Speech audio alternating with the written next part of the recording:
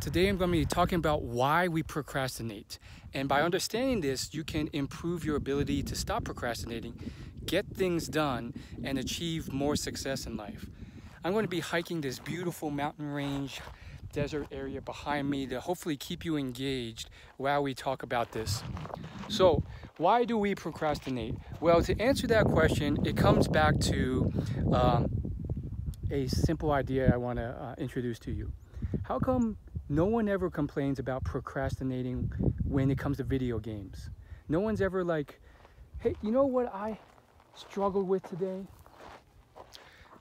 I struggled with procrastinating playing video games. I knew I should have played video games today, but instead I put it off, and then the next day came around.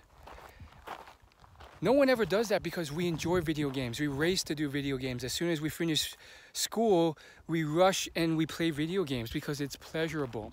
And you can replace video games with any other pleasurable activity that you can relate more to.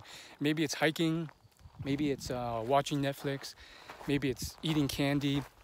But no one ever complains about this, because what we're really asking and what we're really struggling with is, how do we not procrastinate when it comes to the activities we don't want to do that we know are good for us?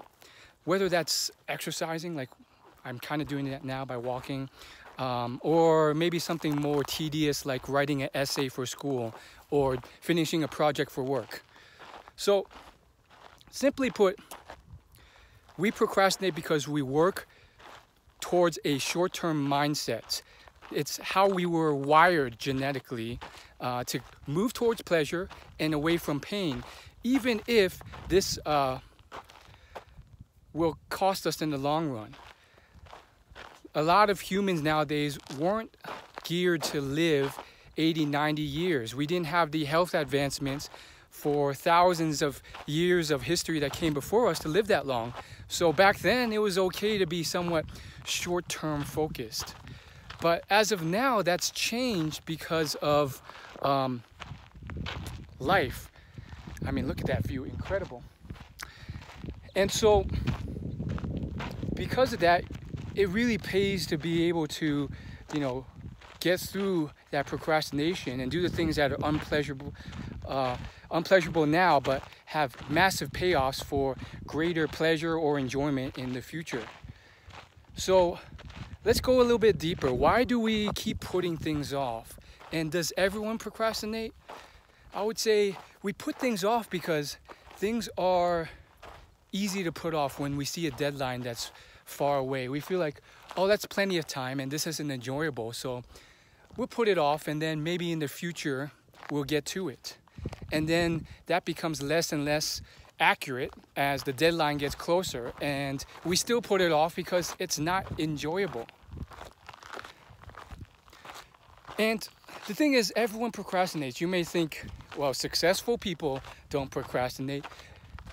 True, they don't do it as much, but they still procrastinate. There's always something, whether it's exercise, maybe they're good at business, but they're not good at exercising, or vice versa, or doing the laundry or errands. Everyone has those feelings. It's how do we develop the best strategies to do what's rational rather than what feels good. And so by understanding these concepts, you can start to make those changes and do those things. Wow, check that out. Do those things that actually work to improve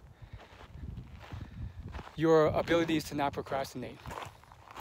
So I think the one takeaway that I want you to leave this video with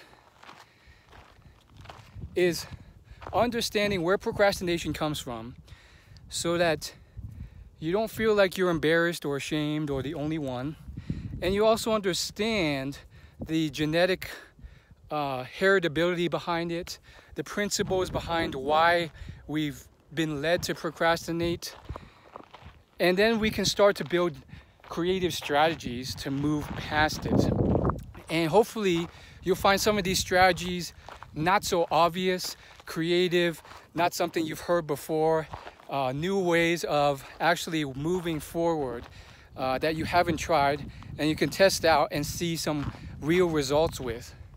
And I think the crux of understanding procrastination so that you can move towards those things is, once again, back to the whole video game analogy. No one's ever saying, man, I really wish I didn't procrastinate when playing games, because first off, it's not obligatory. No one's required to play video games. And then two, it's pleasurable.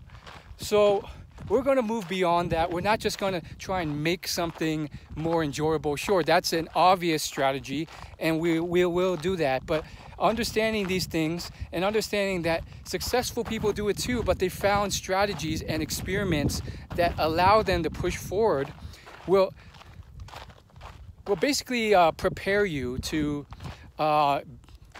receive some of these creative tips to actually do the things that you know you don't want to do, but that you have to do, and get ahead. Because at the end of the day, whether you really love something or not, sure, it really helps.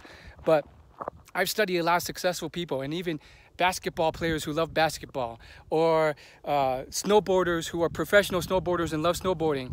Whatever it is they do, there are always some things that they don't want to do. And so it's still conducive to find strategies to work towards that, rather than assuming the end-all be-all solution is simply to brute force willpower it or just find your passion.